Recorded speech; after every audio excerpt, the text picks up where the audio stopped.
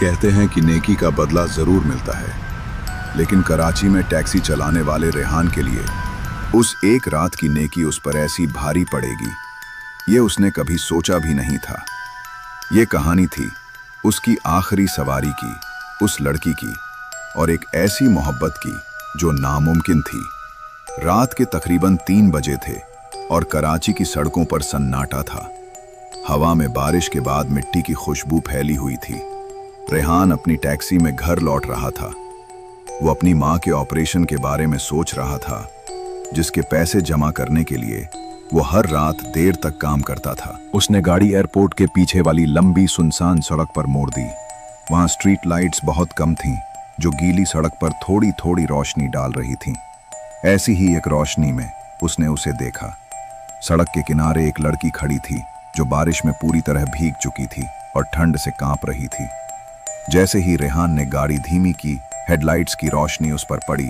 वो बहुत खूबसूरत थी, लेकिन उसकी बड़ी बड़ी आंखों में बहुत डर था। उसके कपड़े भीग कर जिस्म से चिपक गए थे। वो बहुत अकेली और लाचार लग रही थी। पहले तो रेहान ने सोचा कि गाड़ी ना रोके, क्योंकि इतनी रात को सड़क महफूज नहीं थी, लेकिन उस लड़की का डरा हुआ चेहरा देखकर उसका ज़मीर नहीं माना। उसने गाड़ी किनारे की, शीशा नीचे किया और नरमी से पूछा, बहन, आप ठीक तो हैं? इस वक्त यहाँ क्या कर रही हैं? मेरी आवाज़ सुनकर वो डर गई। मेरी गाड़ी खराब हो गई है और फ़ोन भी बंद है, उसने कांपती हुई आवाज़ में कहा। मैं यहीं पास में रहती हूँ, क्या आप मुझे घर छोड़ देंगे? रेहान को उस पर तरस आ गया। उसने दरवाजे का लॉक खोला। हाँ, ज़रूर, अंदर बैठ जाइए, वरना आपको ठंड लग जाएगी। वो एक पल के लिए रुकी, फिर जल्दी से पिछली सीट पर बैठ गई। उसके साथ ठंडी हवा का एक झोंका भी गाड़ी में आ गया। वो कोने में सिमट कर बैठ गई और पास के एक पुराने मोहल्ले का पता बताए। रास्ते भर खामोशी रही। रेहान ने गाड़ी का हीटर थोड़ा चला दिया। वो उसे शीशे में देख सकता था, जो अंधेरे में धुंधला सा नजर आ रहा था। उसने कोई और सवाल नहीं पूछा और चुपचाप गाड़ी चलाता रहा। जब वो उसकी बताई गली में पहुंचे, तो उसने एक बड़े पुराने से गेट की तरफ इशारा किया। बस यहीं रोक दें। रेहान ने गाड़ी रोक दी। इससे पहले कि वो किराए के बारे में कुछ कहता, उसने दरवाज़ा खोल लिया। आपका बहुत शुक्रिया, उसने धीमी आवाज़ में कहा। आपकी नेकी के लिए शुक्रिया। ये कहकर वो गाड़ी से उतरी और गेट के अंदर गायब हो गई। गेट उसके पीछे एक हल्की आवाज़ के साथ बंद हो गया। रेहान कुछ देर हैरान सा बैठा रहा। उसने घर को ठीक से देखा भी नहीं था। फिर वो मुस्कुराया। उसे किसी की मदद करके अच्छा महसूस हो रहा था। उसने गाड़ी मोड़ी और घर की तरफ चल पड़ा। वो सोच रहा था कि वो जल्द ही उस लड़की के चेहरे को भूल जाएगा, लेकिन वो गलत था। वो चेहरा तो अब उसके दिल और दिमाग पर बसने वाला था। उस रात रेहान गहरी नींद सोया, लेकिन उसने एक अजीब ख्वाब देखा। उसने खुद को उसी सड़क पर खड़ा पाया जहां वो लड़की मिली थी, मगर अब वहां बहुत घनी धुंध थी और शहर की कोई आवाज नहीं आ रही थी। रोशनी सिर्फ एक टिमटिमाते हुए स्ट्रीट लैंप से आ रही थी। उसे अपने पास किसी के होने का एहसास हुआ। उसने मुड़कर देखा तो वो वही लड़की थी, मगर अब वो डरी हुई या भीगी हुई नहीं थी। वो बड़े आराम से खड़ी थी और उसके कपड़े बिल्कुल सूखे थे। उसके जिस्म से एक हल्की रुपहली रोशनी निकल रही थी। उसकी आंखों में डर की जगह एक अजीब सी समझदारी थी। रेहान, उसने कहा। उसकी आवाज अब कांप नहीं रही थी, बल्कि बहुत साफ और सुरीली थी। आप मेरा नाम कैसे जानती हैं? रेहान ने पूछा। उसका दिल जोर से धड़कने लगा। वो मुस्कुराई। मैं तुम्हारे बारे में बहुत कुछ जानती हूँ रेहान। मैं आज रात तुम्हें परख रही थी। ये सड़क 2 दुनियाओं के मिलने की जगह है, उसने बताया। मैं रात को अकेले सफर करने वालों को देखती हूँ। मैं खुद को मजबूर दिखाती हूँ ताकि उनके दिल की नीयत जान सकूं। अगर तुमने मुझे बुरी नज़र से देखा होता या मेरा फ़ायदा उठाने की कोशिश की होती, तो मैं तुम्हें ऐसी दहशत दिखाती कि तुम सोच भी नहीं सकते। मैं तुम्हें हमेशा के लिए इस धुंध में कैद कर लेती। रेहान ये सुनकर बहुत डर गया। लेकिन तुम एक अच्छे इंसान निकले। वो एक कदम करीब आई। हवा में चमेली की खुशबू फैल गई। तुमने मुझे इज्जत दी।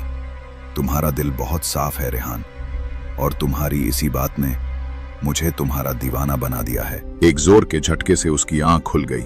उसका जिस्म पसीने में भीगा हुआ था। बाहर से सुबह की अजान की आवाज आ रही थी। ये बस एक ख्वाब था, उसने खुद को समझाया। शायद थकान की वजह से आया होगा। वो उठा और दिन के कामों में लग गया, उस ख्वाब को भूलने की कोशिश करते हुए। लेकिन जब वो अपनी गाड़ी साफ करने गया तो उसे एक ऐसी चीज मिली जिसने ख्वाब को हकीकत बना दिया। पिछली सीट के फर्श पर, ठीक उसी जगह जहां वो लड़की बैठी थी, चमेली का एक ताजा फूल पड़ा था। वो खुशबूदार था और बिल्कुल सूखा था। उस दिन के बाद रेहान की जिंदगी बदलने लगी। शुरू में तो सब अच्छा था। उसकी पैसे की तंगी दूर होने लगी। उसे अच्छी अच्छी सवारियां मिलने लगी। कभी कोई अमीर आदमी उसे पूरे दिन के लिए बुक करता और ज्यादा पैसे देता। कभी कोई बुजुर्ग औरत थोड़ा सा सामान उठाने पर ही उसे बहुत सारी दुआएं और पैसे दे देती। ऐसा लगता था जैसे उसकी टैक्सी पर कोई मेहरबान हो गया है। उसे हर वक्त अपने आसपास किसी की मौजूदगी का एहसास भी होने लगा। यह एहसास डरावना नहीं था, बल्कि ऐसा लगता था जैसे कोई उसकी हिफाजत कर रहा हो। अगर कोई ड्राइवर उसे गलत तरीके से ओवरटेक करता तो थोड़ी दूर जाकर उसकी गाड़ी खराब हो जाती। अगर कोई सवारी किराए पर ज्यादा बहस करती तो वो अपना बटुआ गाड़ी में ही भूल जाती। उसे हर वक्त चमेली की खुशबू आने लगी। खाते हुए, गाड़ी चलाते हुए, नमाज पढ़ते हुए, अकेले में उसे किसी के हंसने की आवाज सुनाई देती। और जब वो थका होता तो उसे अपने कंधे पर एक नर्म, ठंडे हाथ का एहसास होता। वो जानता था कि ये सब वही कर रही है। वो उसके ख्वाबों में दोबारा आने लगी, मगर अब वो ख्वाब डरावने नहीं होते थे। वो खूबसूरत बागों और महलों के ख्वाब देखता, जहां वो लड़की जिसे वो दिल में परी कहता था उसका इंतजार करती। वो उसे अपनी दुनिया के बारे में बताती, जहां कोई दुख, बीमारी या गरीबी नहीं थी। उसने बताया कि वो अब रेहान को बहुत पसंद करने लगी है। मेरे साथ रह जाओ रेहान, वो ख्वाब में कहती। मैं तुम्हें हर खुशी दूंगी, तुम्हें कभी किसी चीज की कमी नहीं होगी, बस मुझे अपना लो। लेकिन रेहान बहुत डर गया था। वो एक मजहबी इंसान था और जानता था कि ये सब गलत है। दो अलग दुनियाओं के लोग एक नहीं हो सकते थे। उसकी मोहब्बत, जो पहले एक इनाम लगती थी, अब एक कैद महसूस होने लगी थी। उसकी सेहत खराब होने लगी। आंखों के नीचे हल्के पर्दे और वजन कम हो गया। वो हर वक्त खोया खोया रहता। अब वो मौजूदगी हिफाजत करने वाली नहीं, बल्कि हक जताने वाली बन गई थी। एक दिन उसने यूनिवर्सिटी की एक स्टूडेंट को गाड़ी में बिठाया। उन दोनों में थोड़ी बातचीत हुई। उस रात ख्वाब में परी बहुत गुस्से में थी। कौन थी वो लड़की? उसने गुस्से से पूछा। उसकी आंखें चमक रही थीं। तुम्हारा दिल सिर्फ मेरा है। अब रेहान की बर्दाश्त खत्म हो गई। यह अब ख्वाब नहीं था, ये एक ऐसा इश्क था जो उसकी जान ले रहा था। वो समझ गया कि अगर उसने मदद नहीं ली तो वो बर्बाद हो जाएगा। रेहान की मां ने जब अपने बेटे की ये हालत देखी तो वो समझ गई कि ये कोई आम बीमारी नहीं है। वो उसे मनाकर मंगोपीर में रहने वाले एक बुजुर्ग बाबा वली के पास ले गई। बाबा वली एक छोटे से कमरे में रहते थे, जहां हर तरफ किताबें और अगरबत्तियों की खुशबू थी। वो एक नूरानी चेहरे वाले बुजुर्ग थे। रेहान ने कांपती हुई जबान में उन्हें सब कुछ बता दिया। बारिश वाली रात से लेकर उस रात के ख्वाब तक सब कुछ। बाबा ने आंखें बंद करके पूरी बात सुनी।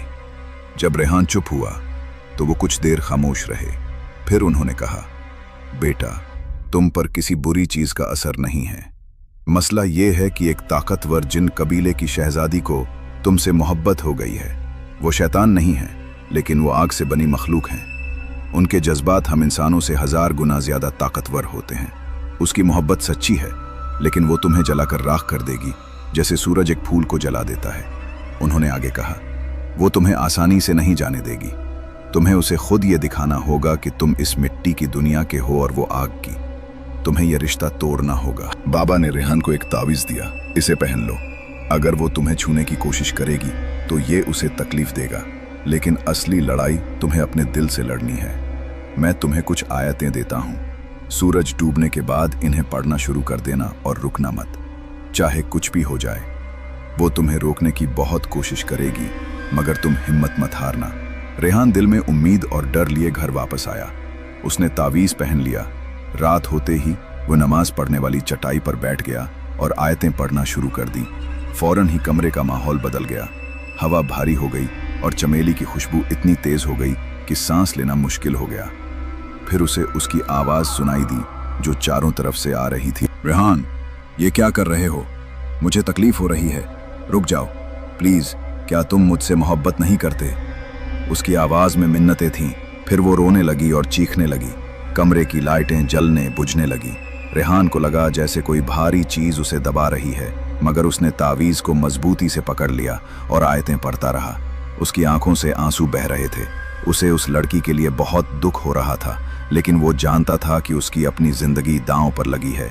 ये सिलसिला बहुत देर तक चलता रहा और फिर अचानक सब कुछ शांत हो गया। बोझ हट गया, खुशबू चली गई और कमरे में सन्नाटा छा गया। थकान की वजह से रेहान वहीं सो गया और उसने आखिरी बार ख्वाब देखा। वो उसी धुंध वाली सड़क पर था। परी उसके सामने खड़ी थी। वो बहुत उदास लग रही थी। अब हमारे बीच एक दीवार बन गई है, उसने नरमी से कहा। तुमने अपनी दुनिया चुन ली, मैं इसे पार नहीं कर सकती, मुझे माफ कर देना, रेहान ने धीरे से कहा। उसने एक आखिरी उदास सी मुस्कान दी। माफी मत मांगो, तुम्हारा दिल साफ था, मैं ये कभी नहीं भूलूंगी। तुम्हारी नेकी मेरे लिए एक तोहफा थी, काश मैं उसे रख पाती। हमेशा खुश रहना रेहान। ये कहकर वो मुड़ी और उस घनी धुंध में चलते चलते गायब हो गई। रेहान की आंख खुली तो सुबह हो चुकी थी और परिंदों की आवाजें आ रही थीं। महीनों बाद उसका जहन बिल्कुल साफ और दिल हल्का था। उसकी जिंदगी वापस पहले जैसी हो गई, मगर अब वो बदल चुका था। वो अपनी छोटी सी जिंदगी और अपने परिवार के लिए पहले से ज्यादा शुक्रगुजार था। उसने फिर कभी उस सड़क पर रात में गाड़ी नहीं चलाई, लेकिन कभी कभी जब ठंडी हवा चलती है तो उसे लगता है जैसे हवा में चमेली की हल्की सी खुशबू है। उस नामुमकिन मोहब्बत की एक मीठी सी दर्द भरी याद। तो दोस्तों, ये थी रेहान की कहानी। क्या आपकी जिंदगी में भी कभी ऐसा कोई अजीब या नाकाबिले यकीन वाकया पेश आया है? हमें कमेंट्स में जरूर बताएं। हो सकता है हमारी अगली कहानी आपकी हो। वीडियो पसंद आई हो तो लाइक करें, दोस्तों के साथ शेयर करें और ऐसी मजीद कहानियों के लिए हमारे चैनल को सब्सक्राइब करना मत भूलिएगा।